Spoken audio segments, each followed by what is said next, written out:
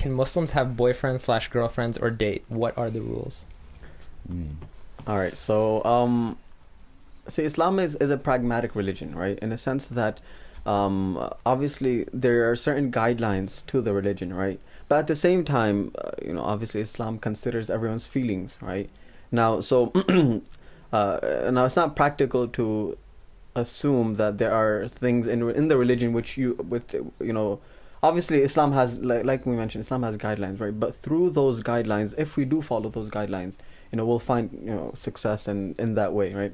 And that's just a premise for what I'm trying to get to, is that Islam does have rulings regarding dating and whatnot, right? So now, of course, a person who wants to marry another individual, they should take the proper steps and the right method of approaching that entire situation. So a person who wants to get married, they can't be intimate and all of that.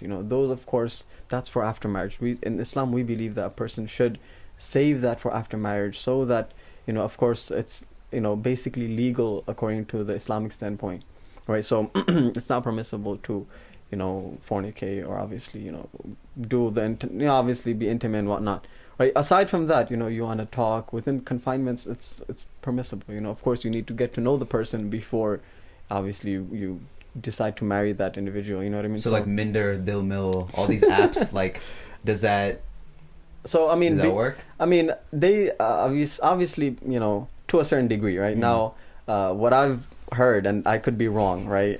They're more used as a sort of hookup site, as opposed to actual marriage I think apps or some websites. of those are pretty serious, right? Yeah. I mean, Like it's like for the new dating. age for Shadi.com or something. Yeah. It's like biodatas but swipeable. Yeah. No, I mean, obviously I've never done it, but but yeah, I mean, these are obviously in this day and age, you need different ways to connect with different people, and obviously America and the world being so huge, obviously there's so many people that it's not possible. There was this one imam we had one time, and he was talking about Tinder, and he was like, brothers, do you know what your daughters are doing? And he's like, you should actually let them have the Tinder, but you should have access to the Tinder profile.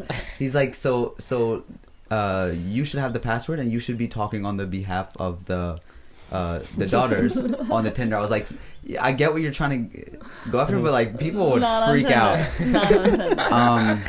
Okay, so this catfishing to a whole new level.